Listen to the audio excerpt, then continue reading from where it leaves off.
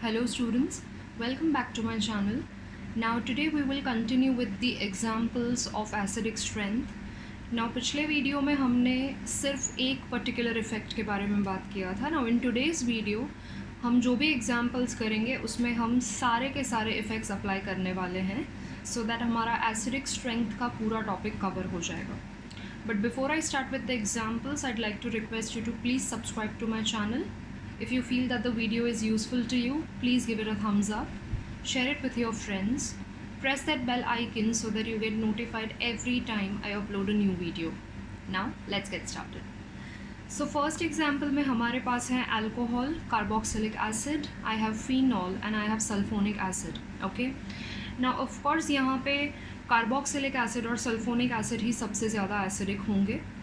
But then out of these two आपको find out करना है कि कौन ज़्यादा एसिडिक है. तो आपको उसका कॉन्जुगेट बेस कंसिडर करना होगा. कॉन्जुगेट बेस मतलब क्या होगा? If I deprotonate from here I will have a negative charge on this oxygen, और यहाँ से अगर हम डीप्रोटोनेशन करते हैं तो नेगेटिव चार्ज इस ऑक्सीजन पे आएगा. इस केस में 3 इक्विवेलेंट रेजोनेंस स्ट्रक्चर्स पॉसिबल हैं because I have 3 oxygen atoms. इस केस में 2 इक्विवेलेंट रेजोनेंस स्ट्रक्चर्स आएंगे because of the presence of 2 oxygen atoms. So of course more the number of equivalent structures more will be the acidic strength. So sulphonic acid और carboxylic acid में से of course sulphonic acid सबसे ज़्यादा acidic होगा. So let us number them as 1, 2, 3 and 4. So I will have 4th compound that will be most acidic.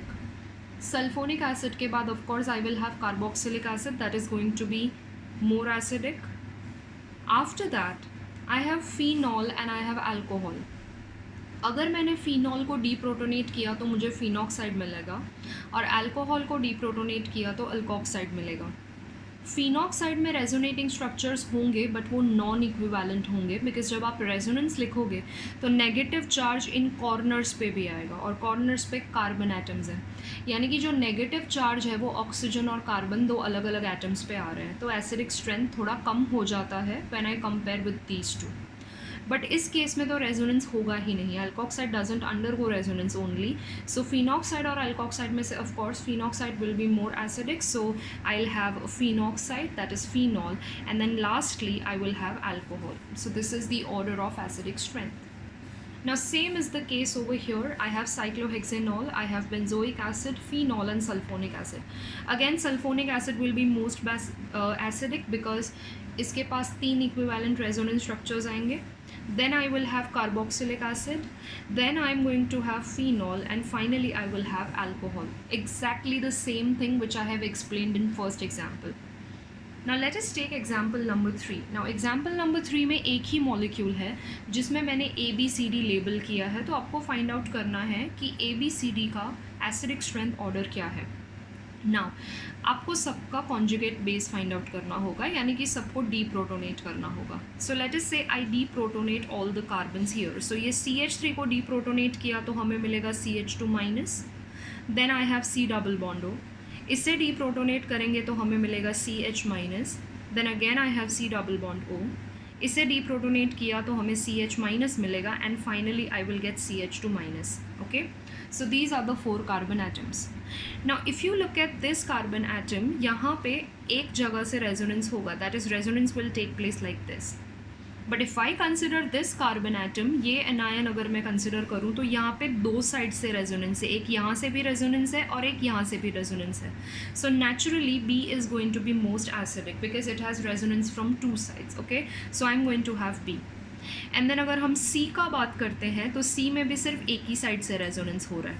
Okay, तो अब यहाँ पे और यहाँ पे यानी कि A और C में एक ही साइड से रेजोनेंस हो रहा है, लेकिन A पे जब नेगेटिव चार्ज आता है तो ये प्राइमरी कार्बन आयन है because this carbon is attached to only 1 carbon atom. But ये जो है ये सेकेंडरी कार्बन आयन है because it is attached to 2 other carbons.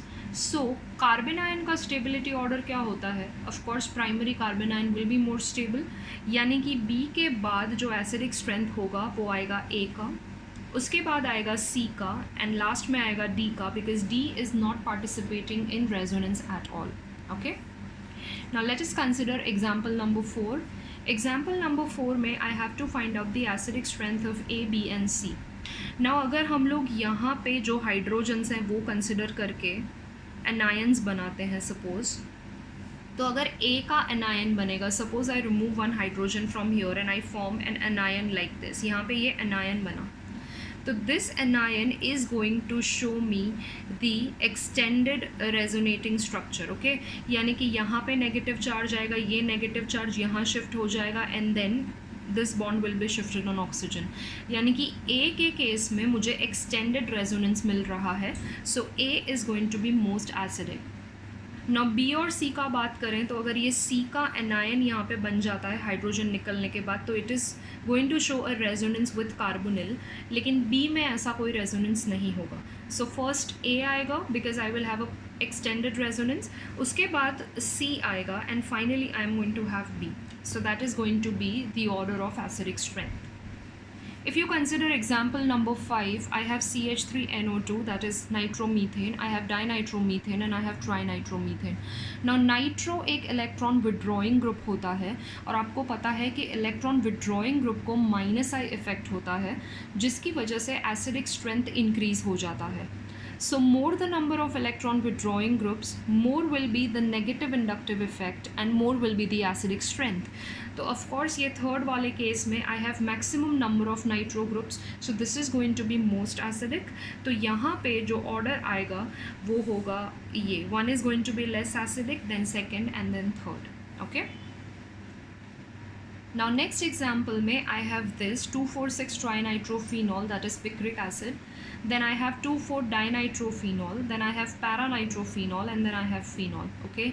Naturally इसका acidic strength सबसे ज़्यादा होगा और आपको पता है कि picric acid is one of the strongest organic acid known, okay. picric acid का pKa value बहुत ही कम होता है, it is one of the most strong organic acid that is known. And वैसे भी यहाँ पे there are 3 nitro groups, यानी कि maximum number of electron withdrawing groups यहाँ पे present हैं. यहाँ पे I have only 2 electron withdrawing groups present. Here I have only 1 nitro group present and here there is no electron withdrawing group. So of course through inductive effect, -I effect, this is anyways going to be most acidic followed by the rest, okay. Now let us consider about the 7th example. I have orthonitrophenol, I have metanitrophenol, paranitrophenol and just phenol, okay. Now यहाँ पे generally क्या होगा कि हमें ऐसे लगेगा कि ortho का एसिडिक स्ट्रेंथ ज़्यादा होना चाहिए in comparison to para. Of course phenol का एसिडिक स्ट्रेंथ कम होगा इन तीनों से, बिकॉज तीनों में नाइट्रो ग्रुप प्रेजेंट है जो कि इलेक्ट्रॉन विड्रॉइंग है, ओके. बट अब ऑर्थो का हमें ऐसे लगता है कि ज़्यादा होना चाहिए, लेकिन ऑर्थोनाइट्रोफिनॉल के केस में आपको सबको पता है कि इंट्रामोलिक्यूलर हाइड्रोजन बॉन्डिंग प्रेजेंट है. सो ये जो फिनॉल का हाइड्रोजन है that is going to form an intramolecular hydrogen bond with oxygen of nitro group, okay. ना अगर ये हाइड्रोजन इंट्रामोलिक्यूलर हाइड्रोजन बॉन्डिंग में पार्टिसिपेट कर रहा है तो इसका यहाँ से निकलना, यहाँ से रिलीज़ होना मुश्किल होगा. और एसिड में क्या होता है, डीप्रोटोनेशन होना चाहिए, प्रोटॉन रिलीज़ होना चाहिए, लेकिन हाइड्रोजन बॉन्डिंग की वजह से यहाँ पे डीप्रोटोनेशन होना डिफ़िकल्ट हो जाएगा. So this is going to be less acidic than para, okay. सो यहाँ पे 7th एग्जाम्पल में क्या होने वाला है, जो पैरानाइट्रो है that is third compound that is going to be most acidic. And para के बाद कौन सा कंपाउंड आएगा, of course ortho, then we will have meta and then we are going to have just the phenol, okay. Now ortho और para में से हमने para इसलिए लिया है बिकॉज पैरा के केस में नाइट्रो ग्रुप को नेगेटिव इंडक्टिव इफेक्ट भी है और नेगेटिव रेजोनेंस इफेक्ट भी है, लेकिन जब मेटा पोजीशन पे होता है तब नेगेटिव रेजोनेंस इफेक्ट नहीं कंसिडर किया जाता है, we only consider inductive effect. तो यहाँ पे दो इफेक्ट्स ऑब्जर्व हो रहे हैं, यहाँ पे एक ही इफेक्ट ऑब्जर्व हो रहा है, that is why para is most acidic. Of course यहाँ पे भी दोनों इफेक्ट्स ऑब्जर्व होंगे, -I and -M both the effects, but because of the intramolecular hydrogen bonding यहाँ पे एसिडिक स्ट्रेंथ कम हो जाता है. So this is going to be the order of acidic strength for this particular set of compounds. Now let us talk about the next example जहाँ पे halogens है. Now this is very very important. Whenever halogens are present at para position, यहाँ पे दोनों effects observe होंगे, मतलब they are going to exhibit -I as well as +M effect. They do not have -M, they have +M effect. Now जब -I और +M effect होता है तो halogens का जो overall effect है वो inductive effect है. बिकॉज हैलोजेंस इलेक्ट्रॉन नेगेटिव होते हैं, जिसकी वजह से इलेक्ट्रॉन डोनेशन से ज़्यादा उनको इलेक्ट्रॉन पुल करने का टेंडेंसी होता है। तो माइनस आई और प्लस एम में से इनके लिए जो डोमिनेटिंग इफेक्ट है वो ऑफ कोर्स माइनस आई होगा। ऑलराइट, और जब हैलोजेंस पैरा पोजिशन पे होते हैं और उनका ओवरऑल इफेक्ट माइनस आई लिया जाता है, इन दैट केस आयोडाइड या iodine is most electron withdrawing, यानी कि ये वाले केस में आपका जो पैरा आयोडोफिनॉल है that is going to be the most acidic compound. So the order of acidic strength is going to be like this: fluorophenol, parafluorophenol is going to be least acidic, and para-iodophenol is going to be most acidic. Okay, this is applicable when halogens are placed at para position. Iodide is most electron withdrawing. Okay, और जब halogens para position पे होते हैं तो you are going to consider both the effects. You are going to consider negative inductive effect as well as positive mesomeric effect. Now let us talk about the next set of examples. So suppose I have the same thing, I have halogens, but only the position of halogens has been changed. अब यहाँ पे halogens meta position पे placed है. Now जब meta position पे placed है तो यहाँ पे resonance effect नहीं आएगा. You are not going to consider plus m effect. जब भी halogens meta position पे होते हैं, you have to consider only minus I effect. And in that case, of course, fluorine is going to be most electron withdrawing group, यानी कि जब halogens के case में हम नेगेटिव इंडक्टिव इफेक्ट कंसिडर करते हैं तो उस केस में क्या होता है, जो फ्लोराइड होता है वो मोस्ट इलेक्ट्रॉन विड्रॉइंग होता है. So this is going to be the acidic strength. metafluorophenol is going to be most acidic.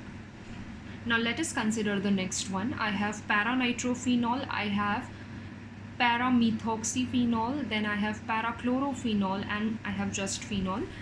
Now यहाँ पे नाइट्रो ग्रुप है और पैरा पोजिशन पे है, so it is going to exhibit minus I and minus M both.